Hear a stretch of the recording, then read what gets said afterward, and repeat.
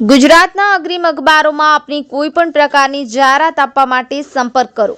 જાહેરાત વ્યાજબી ભાવે પ્રસિદ્ધ કરી આપવામાં આવશે. સિમલિયા ગામમાં થાંભલા પર વીજ કરંટ લાગતાં 2 કર્મી દાઝી ગયા. લાઇન બંધ હોવા છતાં બનેલી ઘટનાથી દોડધામ મચી જવા પામી હતી. ભરૂચ પાલેજ માર્ગ પર આવેલા સિમલિયા ગામ પાસે ખેતી વિષયક લાઇન પર સમારકામ કરી રહેલા ડીજીવીસીએલના 2 કર્મીઓને વીજ કરંટ લાગ્યો હતો. એક કર્મચારી થાંભલા પર લટકી પડતા આસપાસથી લોકો એકત્ર થઈ ગયા હતા. થોડા સમય પછી બંને ભાનમાં આવતા જાતે થાંભલા પરથી નીચે ઉતરી ગયા હતા.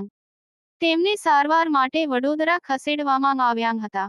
ભરૂચના પાલેજ વિસ્તારમાં આવેલા સિમલિયા ગામે એગ્રીકલ્ચર લાઇન ઉપર બપોરના સમયે કામ કરતા જીબીના 2 કર્મચારીને અચાનક કરંટ લાગતા વીજ પોલ પર થોડા સમય માટે બેભાન થઈ ગયા હતા.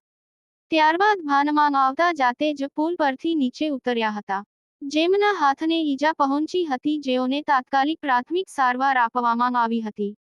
ત્યારબાદ વડોદરા સ્ટર્લિંગ હોસ્પિટલમાં દાખલ કરવામાં આવ્યા છે, જેઓની સ્થિતિ હાલ સારી છે અને કોઈ ગંભીર ઈજા પહોંચી નહીં હોવાનું પ્રાથમિક તબક્કે જાણવા મળ્યું છે.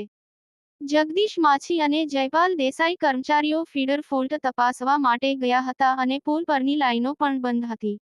તેમ છતાં વીજ કરંટ ક્યાંથી આવ્યો તે સવાલ ઊભો થયો છે. યાકુબ પટેલ, ભરૂચ.